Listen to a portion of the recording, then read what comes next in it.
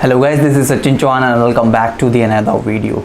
Guys, ये video मतलब किसी स्पेसिफिक नॉलेज या उसको लेकर नहीं है। मुझे लगा यार एक मैसेज था जो आप सबके साथ शेयर करना था।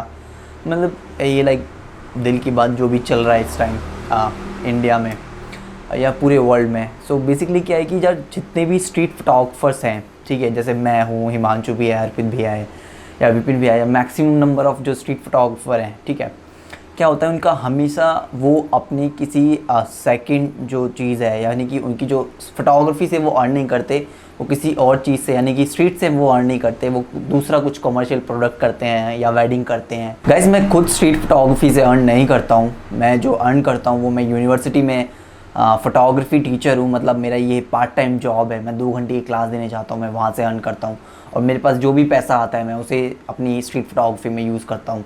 इसी तरीके से अर्पित भैया हैं या हिमांशु भी हैं, वो सब भी वेडिंग्स करके ही अर्न करते थे और उसी को जो पैसा उनको अर्न होता था उसी से वो अपना स्ट्रीट फोटोग्राफी में उस पैसे को इन्वेस्ट करते थे। बट आफ्टर लॉकडाउन चीज़ें बहुत चेंज हो गई, सब कुछ बदल गया और हम सब मतलब मेरे को भी मेरे जॉब से बोल दिया गया है कि अभी हमें आपकी ज़रूरत नहीं है, तो जब हमारी ज़रूरत होगी हम तभी आपको बुलाएंगे यूनिवर्सिटी। तो मेरा जो सैलरी है वो रोक दिया गया है, जो भी मुझे मिलती थी, ठीक है। तो मैं भी एक फ्रीलांसर के बेसिस काइंड ऑफ फोटोग्राफर ही हूँ। अर्पित भैया के साथ भी यही है और हिमांशु भैया के साथ भी यही हुआ है, क्योंकि मैं बोलूँगा कि यार हम ही नहीं, सारे जितने भी फ्रीलांस फोटोग्राफर्स हैं उन सबके साथ यही हुआ है। क्योंकि लॉकडाउन के बाद वेडिंग्स बहुत मुश्किल है, होंगी भी तो बहुत कम। गैदरिंग में मैं न्यूज़ में पढ़ रहा था कि 50 लोग मुश्किल से बुलाए जाएंगे अगर वेडिंग होती भी है, उसको परमिशन के मिलने के बाद। और उसमें आई डोंट थिंक सो इतने फोटोग्राफर्स की अब ज़रूरत होगी, ठीक है। इवेंट्स कैंसिल हो जाएंगे, इवेंट्स भी नहीं होते हैं, मतलब आई मीन फ्यूचर होंगे, ठीक है। सो बेसिकली जो मेन सोर्स होता है वो वेडिंग इवेंट्स या प्रोडक्ट शूट या कुछ भी इस तरीके की जो चीज़ें होती थी, उनकी जो डिमांड है वो बहुत ज़्यादा कम हो जाएगी। और कम होने की वजह से फ़ोटोग्राफर्स, जो स्ट्रीट फोटोग्राफर्स है बेसिकली, जिनका काम ही उससे चलता है, जो अर्न ही उससे करते हैं, तो उनके लिए बहुत ज़्यादा डिफ़िकल्ट है। ऐसे फाइनेंशियली इश्यूज़ बहुत ज़्यादा हैं। मेरा भी, जैसे मैं भी सैलरी से ही अर्न करता था, जो भी था मेरा भी वो रोक दिया गया है। अर्पित भैया, मेरी हिमांशु भैया से भी बात हुई, मतलब जितने भी मैंने स्ट्रीट फोटोग्राफर से बात करी सबके लिए बहुत टफ़ टाइम है। सिर्फ हमारे लिए नहीं, हर स्ट्रीट फोटोग्राफर के लिए एक टफ़ टाइम है, हर फोटोग्राफर के लिए ये। सो पता नहीं ये टाइम कैसे निकलेगा, किस तरीके से होगा, आई डोंट नो कि क्या होने वाला इन फ्यूचर।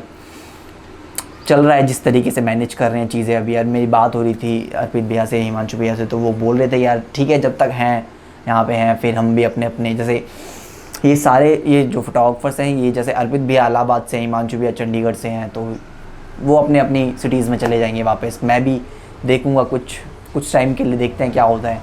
तो it's a very tough time for all street photographers and freelance photographers, जो भी फ्रीलांस करते हैं बेसिकली, जो मतलब जो अर्न करके स्ट्रीट में इन्वेस्ट करते हैं, उनके लिए तो कुछ ज़्यादा ही टफ़ टाइम है।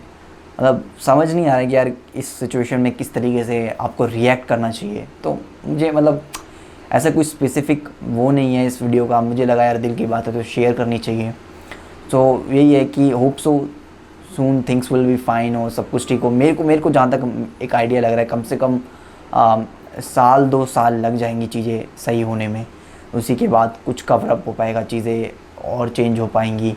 क्योंकि इससे बहुत कोरोना और लॉकडाउन से बहुत अफेक्ट पड़ा है एज ए फाइनेंशियल, क्योंकि सर्वाइव करना बहुत ज़रूरी है।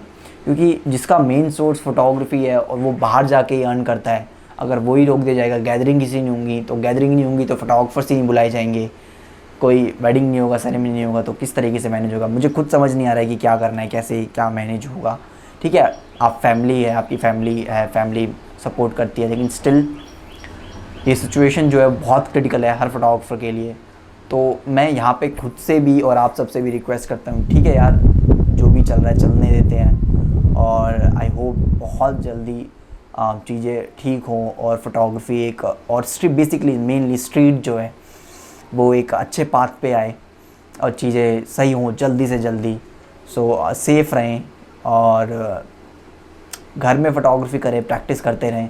और मैं मतलब कोई भी आप इनकम सोर्स अभी कुछ दूसरा देख सकते हैं 1-2 साल के लिए, ताकि आप अर्न कर पाएँ उससे।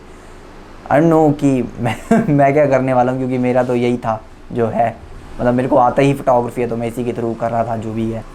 सो होप सो जल्दी चीज़ें ठीक हों। और गाइज़ ये जो बात थी मुझे लगा आप सबके साथ शेयर करनी चाहिए, बिकॉज़ कहीं ना कहीं हम सब इस सिचुएशन, फाइनेंशियल इशू और इस तरीके की सिचुएशन से हर फोटोग्राफर इस टाइम इस फेज़ से गुज़र रहा है। सो आई होप सो, बस हम मतलब एक होप ही रख सकते हैं कि जल्दी सारी चीज़ें ठीक हों और सब दोबारा से फ़ोटोग्राफी अपने ट्रैक पे आए और चीज़ें बिल्कुल सही हों। सो गाइज़ अगर आपने ये वीडियो यहाँ तक देखा है तो इस वीडियो को लाइक करें, कमेंट सेक्शन में मुझे बताएं कि आप किस तरीके से इन मतलब इस लॉकडाउन को और इस सिचुएशन को हैंडल करने वाले हैं। और मेरे चैनल को सब्सक्राइब कर लें, मैं फ़ोटोग्राफी रिलेटेड वीडियोज़ बनाता रहता हूँ। और थैंक्स फॉर वॉचिंग गाइज़।